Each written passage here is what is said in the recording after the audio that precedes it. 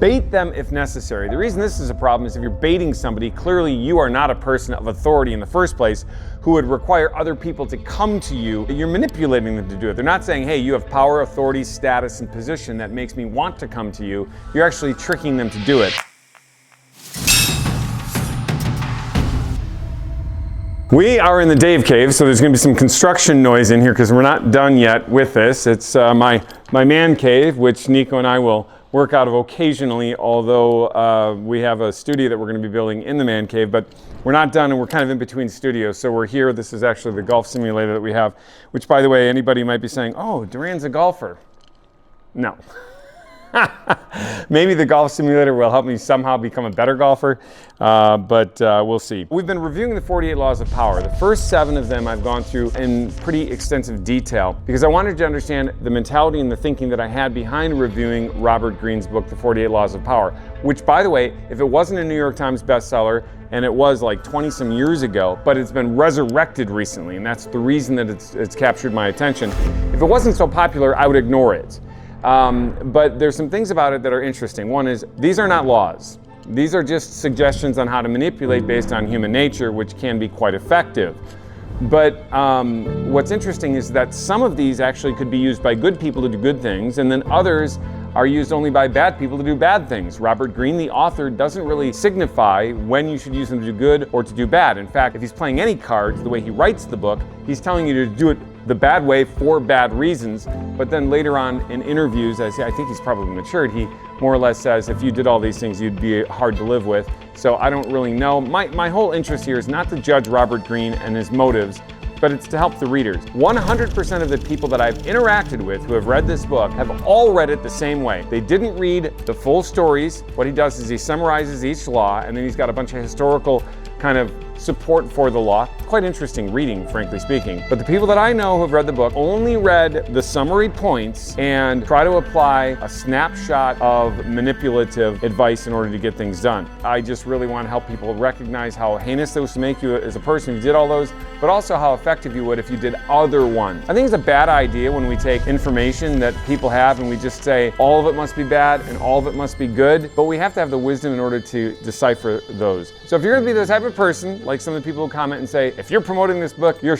well, I'm not promoting the book, okay?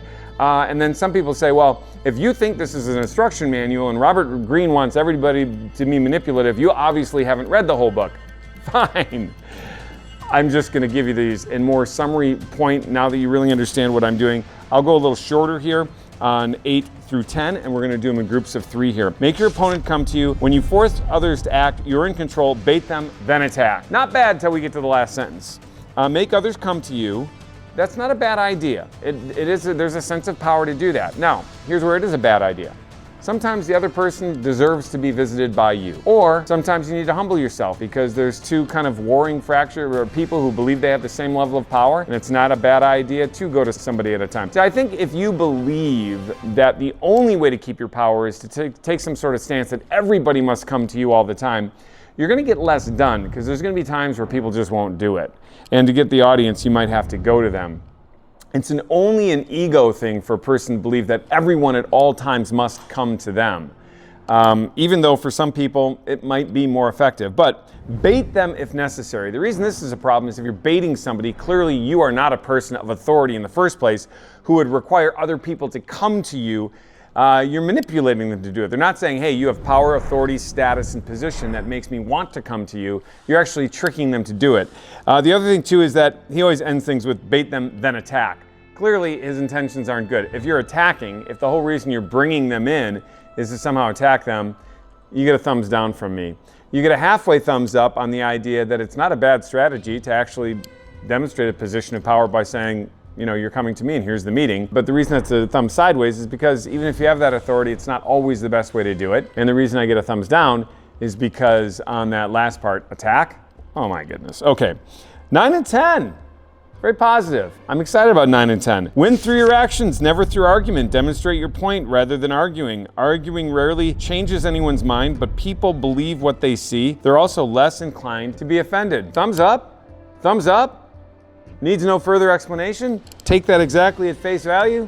Thumbs up. 10, infection. Avoid the unhappy, unlucky. Avoid miserable people. The perpetual miserable person spreads misery like an infection, and they'll drown you in it. Thumbs up. Thumbs up, thumbs up. One exception, but it's still thumbs up enthusiastically. Sometimes you are in a committed relationship with somebody who then all of a sudden goes into depression or handles things difficultly and goes through a difficult time. And there are undedicated bad people who are like, hey, I was with you when things were good, but now you're struggling and my ass is out of here. That's a very, very bad idea. When you're committed to somebody, you stay through the tough stuff, even if it might be a little difficult for you to do it. You need to find a little oasis so that you're not constantly drowned in negativity. That can be very taxing.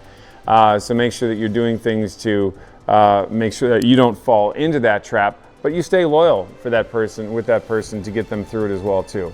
All right, so Robert Greene, here's how we go. I don't know if my coordinated is for this, Nico. Okay, sideways down on the first one, up and up. That wasn't that hard.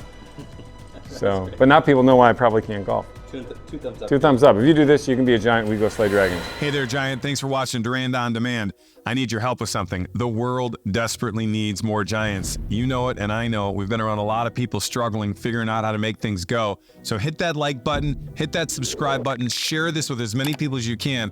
We're going to build this audience, and we're going to help people slay dragons together.